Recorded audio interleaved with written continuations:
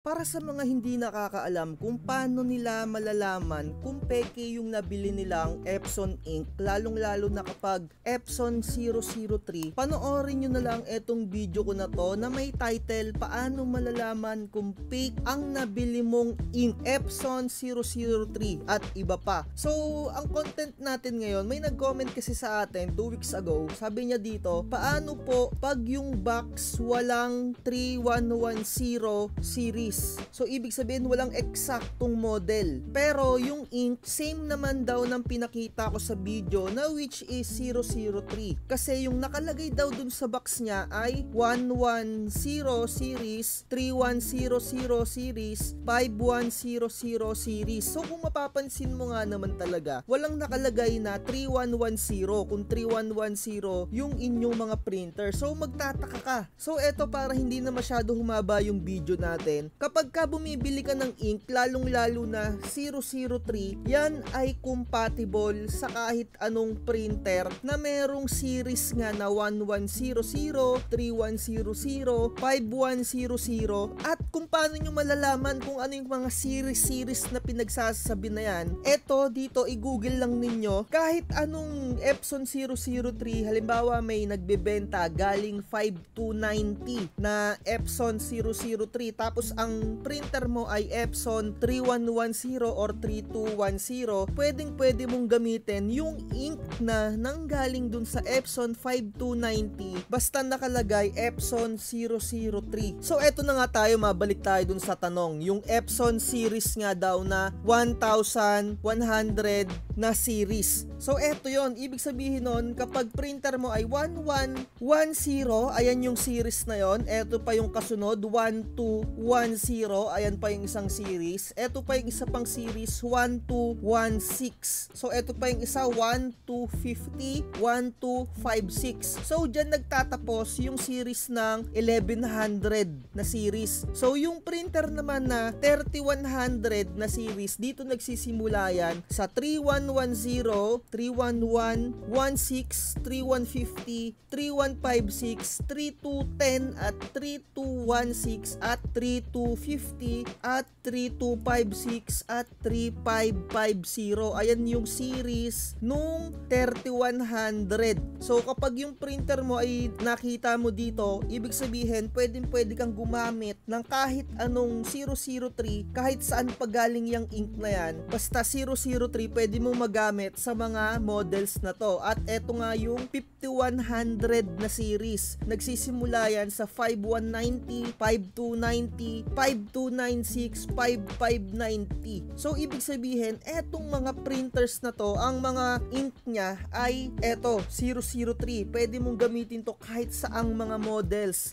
na mga printer na to. So ako isi-share ko lang din sa inyo yung aking technique para makamura ako ng mga ink kagaya nito. So ako ngayon, usually bumibili ako ng mga ink na ganito sa Lazada, yung nakabox pa. Pero syempre dahil sa pagtitipid at para makabenta ka ng mas maganda, ibig ko sabihin, kumita ka ng maganda-ganda. Eto, nakikita nyo naman tong mga ink natin dito sa ating second camera. Ang ginagawa ko, naghahunt na lang ako ng mga printer na ginagamitan nila ng pigment ink. Tapos binibili ko yung kanilang mga libreng dye ink dun sa kanilang mga printer. Ayan kung makikita nyo, hindi na siya nakabox. Ganyan ang ginagawa ko para makamura. Tapos binibili ko lang siya around 500, 4 na piraso na. Basta galing sa bagong printer. So, paano nga ba malalaman kung original yung mabibili mong mga galing sa mga bagong bukas na printer? Panoorin nyo yung video ko na to na meron ng title, Paano Malalaman Kung Fake Ang Inyong Ink. So, ito yung pinaka-quick indicator. Mayroong nakalagay na Epson dun sa takip. Kahit dito sa walang box may nakalagay dyan na Epson.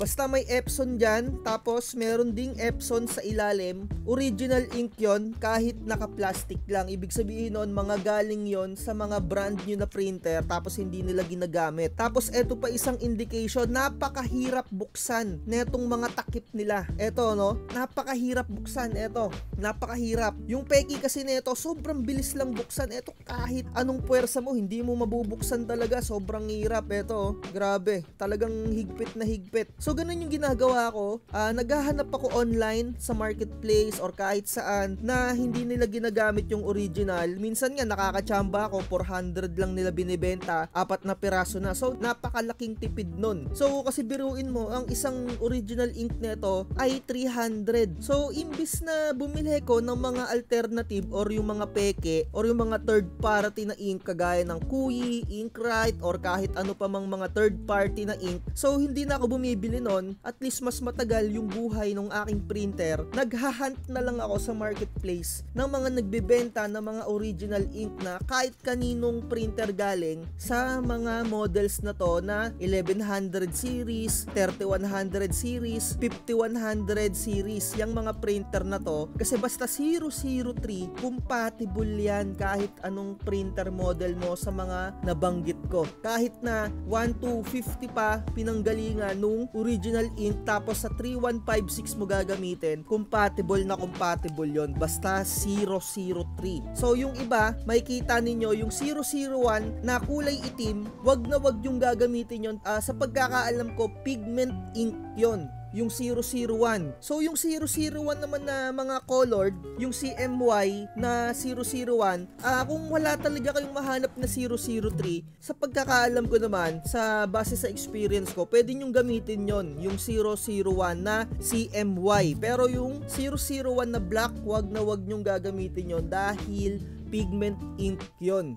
So, syempre, bakit ka pa maghahanap ng 001 kung pwede ka naman makahanap ng 003, di ba? Sinasabi ko lang yon in case of emergency. Kung talagang walang-wala kayong ink at 001 lang yung nakalagay doon, pero wag na wag nyong gagamitin yung 001 na black. Dahil nga pigment ink yon, masisira yung inyong mga printer kung eto yung mga models ng mga printer ninyo. So, ayun, sana nakatulong tayo at nasagot ko yung katanungan mo para malaman nyo, no? Inuulit ko, para malaman nyo kung peki yung mga nabibili nyo. Panoorin nyo tong video na to, super complete, lahat ng mga possible na i-check, sinabi ko na dito, binanggit ko na dito, at talagang matututo kayo. Mag-ingat-ingat kayo sa mga nagtitinda ng mga sinasabi nila na mga original ink daw kahit may mga box. Basta mura, syempre medyo mag-isip-isip ka, pero hindi naman lahat ng mura ay peke. Basta mag-isip ka lahat ng mga possible na angle. Eto nga, tinuro ko dito kung ano yung mga i-check nyo. Ilalagay ko na lang sa description yung link ng video na to para ma-check nyo kung ano yung aalamin nyo na mga bagay-bagay para malaman nyo kung peke yung nabili nyong ink. So ayun, dito na natin tatapusin ang video na to. Comment down below kung meron kayong mga katanungan dyan.